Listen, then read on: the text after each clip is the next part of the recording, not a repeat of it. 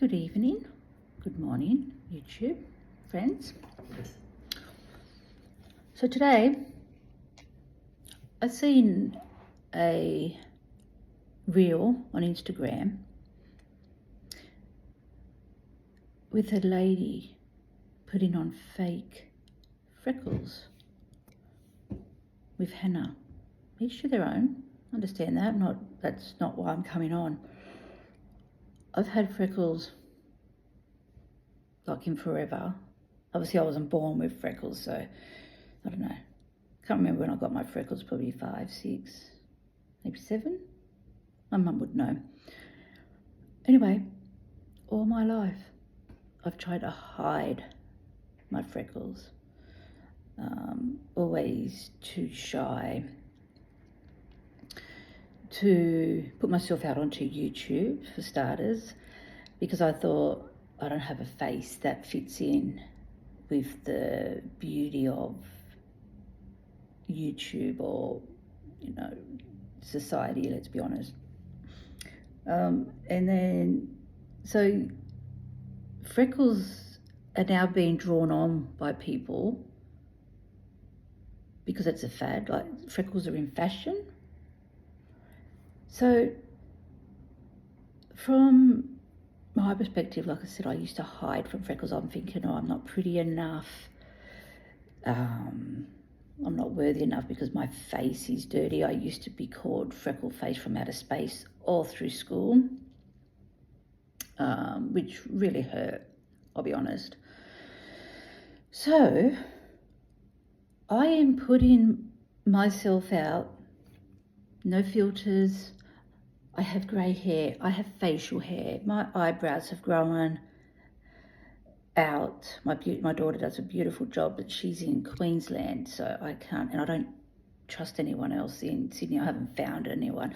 I did find someone, and the lady done my eyebrows while I was sitting up in a chair and I was getting my nails done. I'm like, anyway, I FaceTime my daughter and she's like, Mum, what's happened with your eyebrows? I'm like, I know. So I haven't let anyone else touch my eyebrows. So I am here to say, let's embrace aging gracefully. Let's love our freckles without having to draw them on. Let's love our facial hair. Let's love our grey hair. Let's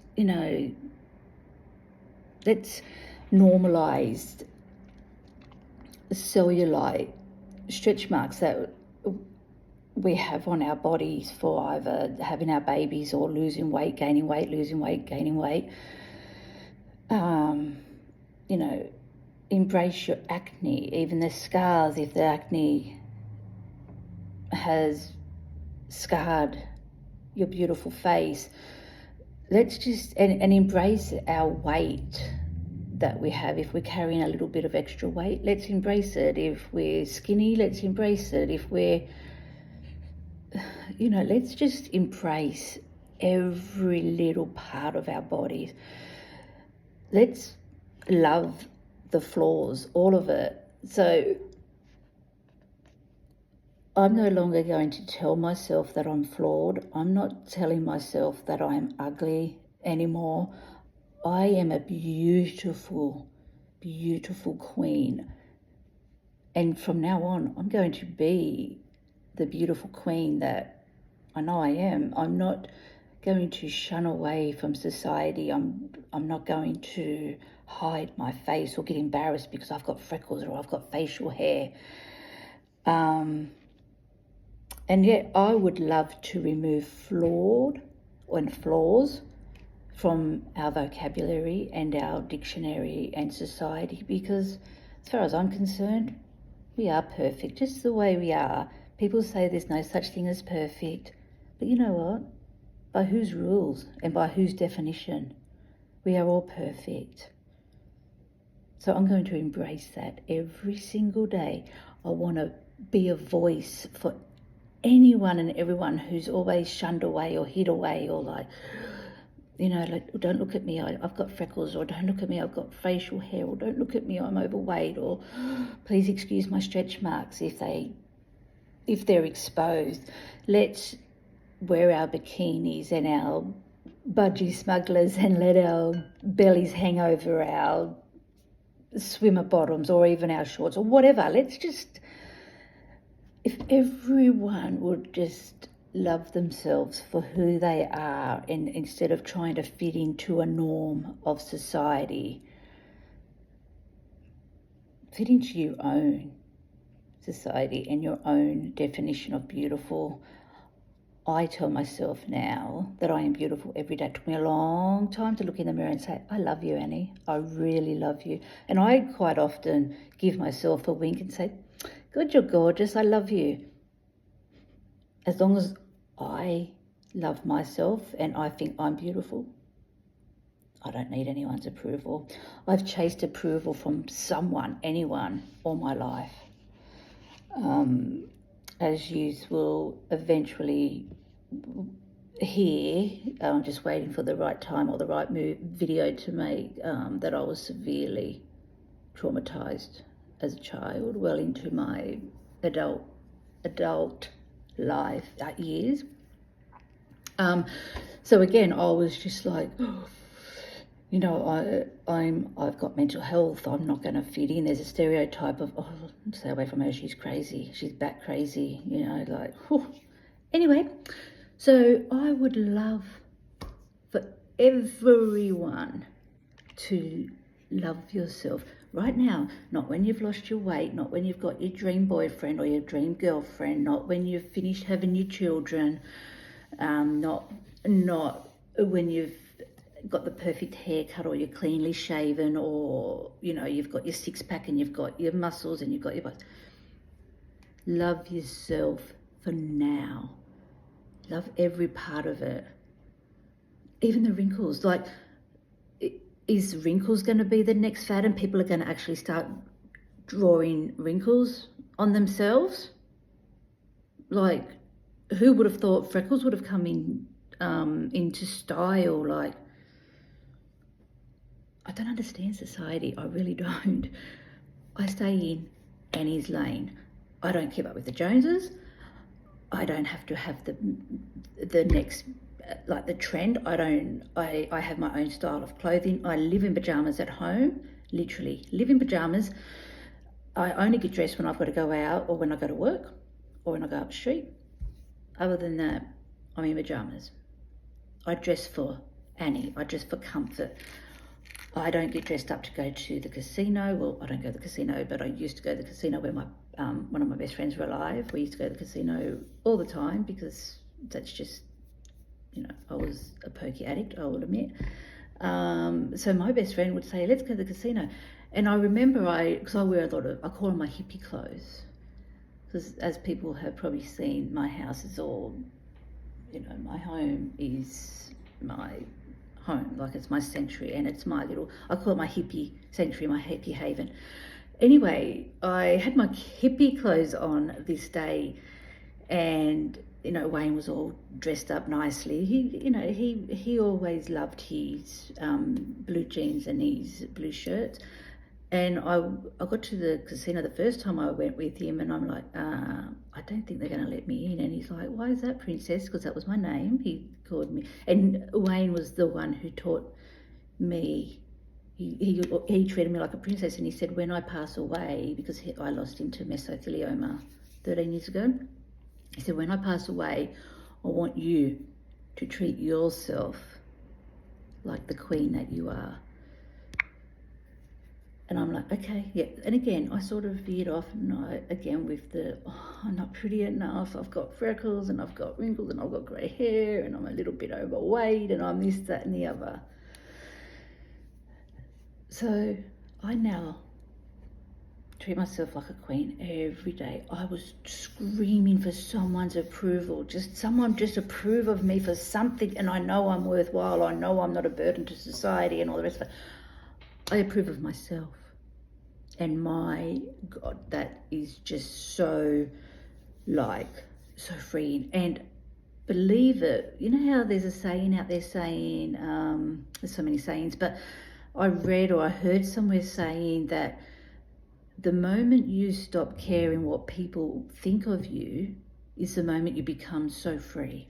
It's true. I don't care what people think of me. What people think of Annie is none of Annie's business. And like I said, I go with the flow.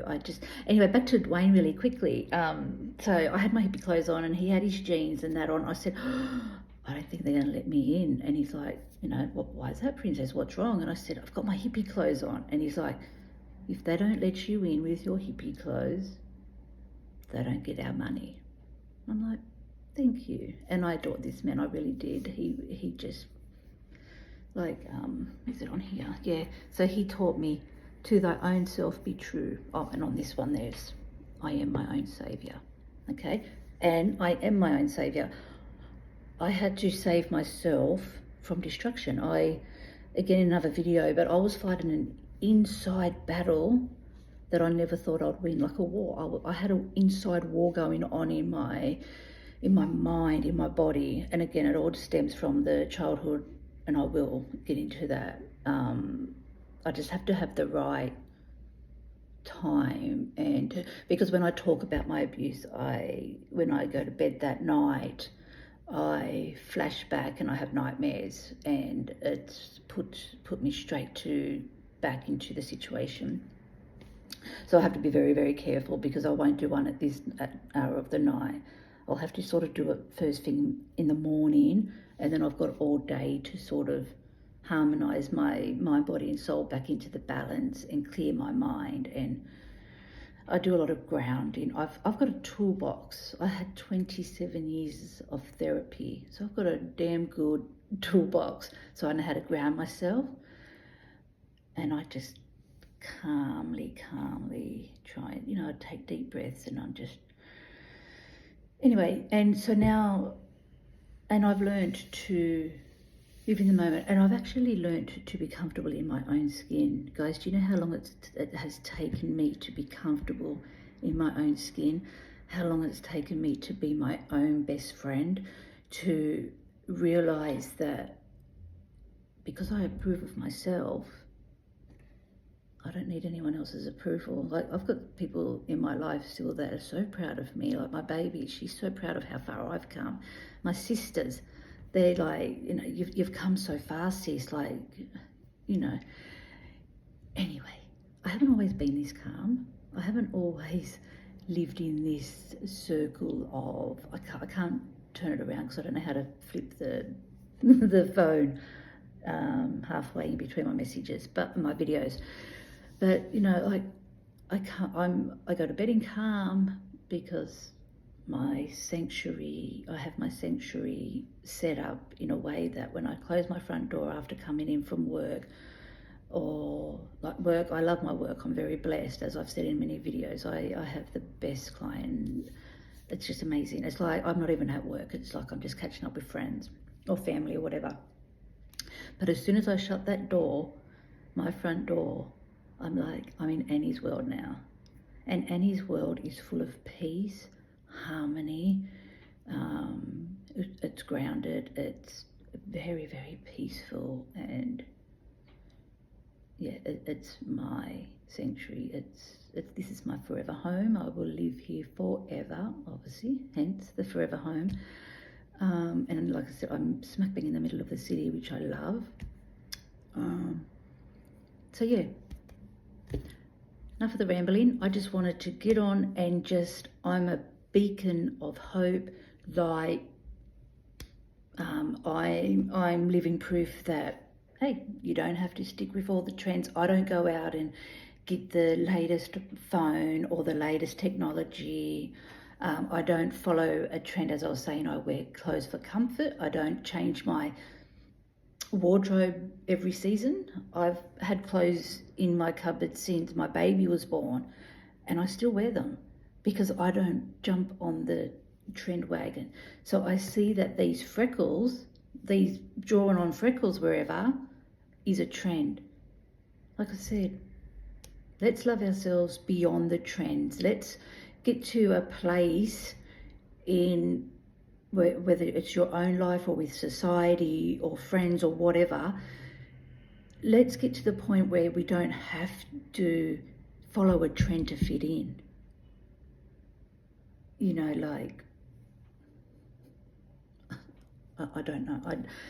Normally I'm good with words, but I don't understand. I can't comment because I've never followed the trend, or I've never said, like, I've never changed my wardrobe for starters. I don't dress like a girly girl, which when I do get dressed up, I love it. And I always say to my daughter, I'm going to wear the makeup and I'm going to wear the flashy clothes and I'm going to this and I'm going to that.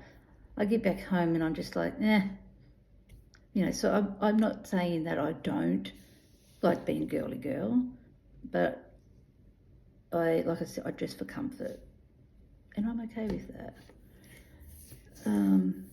And yeah, you know, like I said, I'm my own best friend. I'm comfortable in my skin. I can spend hours, days, weeks even, and not leave the house and not need to have that, like the contact from the outside world, because I'm okay. I'm never bored. I'm never lonely. I live alone here in the city. I'm a single woman, but I'm never lonely. I'm never bored because I've got lots to do. And I enjoy my own company, so I don't need to rush off to be with just something or someone for company, because I fill my own cup and I'm okay with that. And because my cup's full, I'm able to give my all to my baby girl. She's number one in my life. She'll always come first. I'm able to give 100% at work. I'm able to give 100% to my friends and still have enough for me, because I've made my life magical. And I call it magical now because when you guys see where I've come from and how I've had to pick myself up off the ground many times, and I've had to claw my way out of that black abyss. And yeah, it was hard. I would take 2 steps up, and I'm using the claws because that's how, you know, I'll take 2 steps up and fall back down 10, get back up, go. So I'm very resilient. I bounce back very quickly. And I'll never forget a comment. I won't get into the details of it, but I was in a session, a lady session, and the lady gave us a diamond, and she's like, you treat yourself like this diamond, because that's what you are. Like, we're all, males and females, we're diamonds, and we just shine as one or as many. But I remember her saying to me, she said, Annie, you are amazing. I said, oh, thank you. You know, I was still very broken at this time, so taking compliments was, you know, like, she's been nice to me. What does she do? What do I have to give her in return, right? And she's like, you don't wear your past on your face. I'm like, what do you mean? And she said, a lot of people that have been traumatized. So there you go. Okay, I was in a trauma workshop. And she said, a lot of people, not just going to say females, because males, you know, males and females go through some pretty crappy stuff. And she's like, you don't wear your past on your face. She goes, looking at you, I couldn't tell you were traumatized for 12 years of your life. You know, she goes, you're a beautiful woman inside and out. I'm like, oh, thank you so much. You know, I have strangers come up and tell me their whole story. Me and Wayne were on a ferry one day going through Darling Harbour, and there was this little girl that she was coming around the sides looking and poking back and looking, and I said, oh, Wayne, look at that little girl, isn't she beautiful? I said, she keeps looking at you. I was just thinking, because, you know, Wayne had all this facial hair and he was a big tall man, and anyway, the mother turned to it. She come around the corner with this little girl, and she goes, I am so sorry to interrupt you guys. I said, no, you're not interrupting. Is everything okay? And she goes, my little girl would love a photo. I said, oh, Wayne, how cute. She wants a photo of you. And she goes, no, sorry. She goes, she wants a photo with you, darling. She goes, my daughter is mesmerized by you. And I'm like, oh, God. I said, Wayne, oh my God, look. I said, of course she can have a photo. Come on, darling. And, you know, because I've been abused, I was careful of, I didn't put my hands on this little girl. I just politely let her sit on my lap, like she just climbed up, and I put my hands, so the mummy could see where my hands were. And she was in awe of me sitting on my lap, and she cuddled in, and the mother just said, "Thank you so much." She goes, "My daughter will cherish this photo." I'm like, oh my God, like, and like I said, I was on a cruise one day, and I was just coming out, like, how the cruise ships, well, if people don't know, there's steam rooms on the cruise ships, and I love a steam room, love it. It's something me and Wayne got into, and I've followed it on ever since. Anyway, I was coming out for a breather because, you get hot and then you come out into the cold and it cools you down and then you go back in, And I was talking to Wayne because I'm into the mind, body and soul stuff. So I believe that Wayne's still here. I believe my Robbie's still here with me. And I talk to Wayne and Robbie all the time. I'm like, okay, like, I'm getting on a plane now, wrap your wings around, or my baby's in the car, wrap your wings around her tyres and her wheels and her car. And when I go to visit her and drive up, I always say to the boys, okay, come on guys, I'm up to Queensland. Please, Robbie, wrap your wings around my tyres, and Wayne, please wrap your wings around my car. So people will probably think, why the tyres? Well, if my tyres are protected with these wings, I'm not going to get a flat. I am not going to get a bulgy tyre, and I'm going to lose control of my car. And then obviously it's, wrap the wings around the base of my car so that I don't get crumpled in an accident, so to speak. Anyway, I was just in my own little world saying, Wayne, I wish you were here. I wish you could see this kind of thing with me in the physical. I knew he would have been there spiritually, but anyway, this lady just started talking to me from across the little archway thing, and she told me her whole story. She goes, I am so sorry to interrupt you, she said, but I've been watching you. And she goes, and I could just feel that I could talk to you and tell you my whole life story. She goes, you've got this thing about you. So that makes me feel good. And Wayne used to say to me, I'll never forget this either, when our friendship first started, he's like, I was a single mum raising my baby. My baby's 27 on Monday. She's having a big party tomorrow. Anyway, Wayne would say, on the cruise, he'd like, I want what you've got. I said, you've got a lot more than me. You've got the house. I was in a housing commission house. Not that I am so grateful for my housing commission house. I was raised in a housing commission house. I was in a housing commission house with my baby. And I felt blessed because I've got a roof over my head. I'm in a very, very special, this is not a housing commission unit, but I have someone that look after me because of my trauma. I won't give details, but again, so I'm very blessed to have this accommodation through an organisation. So I'm never going to get priced out. No one's going to come and say, you need to pack up and move and find somewhere else because we're selling the block, the unit or whatever. This is my home forever. Anyway, so I'm like, Wayne, you've got the massive big double-story house, in-ground pool, the big screen TV, the flat screen TV, all the money that you could ever want. I said, I've got nothing. I said, I've got my baby girl, and I live in a housing commission house, and I survive. I raised my baby on the pension because with my trauma, I didn't have family around me, so I was too scared to let my baby go to a babysitter house or a daycare centre or whatever. So I didn't work. I'd only work if I had family. So I joined a nursing agency and worked when mum was visiting or when Kirsty's daddy could look after her during work. You know what I mean? So, and he goes, no. He goes, what you've got comes from within. He goes, you shine. He goes, there's just something about you. It's like you've got a halo or you've got something up above your head that people can see. I'm like, well, I'd love to know what you can see in me because I can't see it clearly. He goes, Princess, trust me, it is amazing. Whatever's popping out of you, he goes, people can just see it.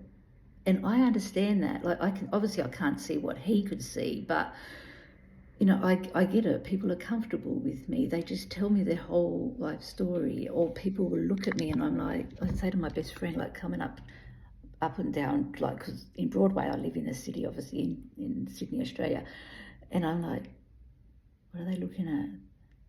You know, they're staring at me. What are they looking at? But anyway, so, you know, so I am going to every single day now tell myself I'm beautiful.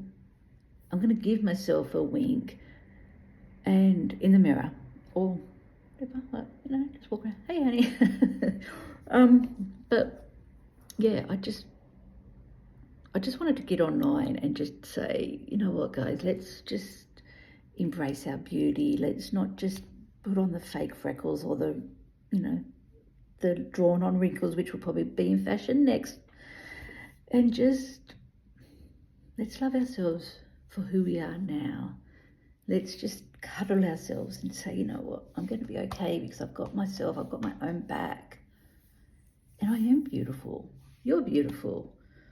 Let's tell each other, let's tell the world that, you know what, I'm beautiful, I matter, I'm something, I'm worthy. And I'm going to keep continuing to live the queen lifestyle that I am. I live a very quiet, humble lifestyle. And I'm in the city now, but I grew up in Mount Druitt. And I always thought to myself, if I get better, will I forget where I come from? Because I never, ever want to forget where I come from. I say I come from Mount Druitt proud, like, you know, Mount Druitt and my trauma taught me to be street smart, to, you know, like, it gave me morals and it gave me values and it gave me belief, because you quickly learn you don't gossip, you don't backstab, you don't steal another person's partner, you don't, you know, you don't dob your friends in, you don't throw them under the bus, you this, that and the other. And also my trauma, I had to learn to survive. Well, I learned to survive, and clearly I survived. But,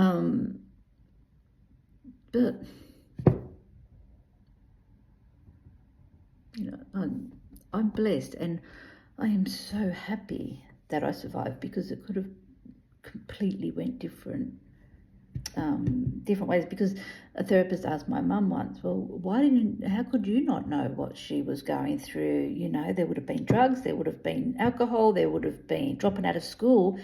And I remember my mum clearly saying to this therapist at the time, well, she didn't have any of them signs. She didn't do drugs, she didn't do alcohol. She went right through to year 12 and then still studied. So there was no signs for my mum to pick up on what I was going through. So anyway, like I said, it's a work in progress. And like I said, I didn't become this calm overnight, guys. I had to fight like hell, and that's what I've got. See that? Courage to survive what I survived, and freedom, because I'm free from my past. Yeah, I still have my backflashes, like I said, flashbacks and nightmares and triggers. I've got severe triggers, and those close to me know what they are. But yeah, I'm more than a survivor. I'm not a victim. I'm a survivor, and I'm no longer a warrior. I'm a warrior. I always class myself as a rising phoenix now, hence my name on my YouTube channel, because I did rise above the ashes. And, you know, like I say, I'd walk through fire now and I'd come out the other end, because that's how strong I am. And I believe in myself, and I've got faith in myself. And one day you will too, if you haven't already. Okay, guys, I'm going to call it a night. I'm going to jump into bed because I've got work in the morning. I just wanted to get on here and just say, you know what, let's just get together as one big family with the whole world, and let's make beautiful and everyday beautiful, with the freckles, with the wrinkles, with the grey hair, with the facial hair, with the acne, with the stretch marks, with the cellulite, with the weight around our tummies and our bottoms and all the rest of it, because I'm embracing my natural beauty and I love myself. And I don't love myself naively or vainly or anything. It took me a long time to love me. And I had an aha moment today. I'm thinking, okay, since I've started loving myself and falling in love with me, everything else fell into place.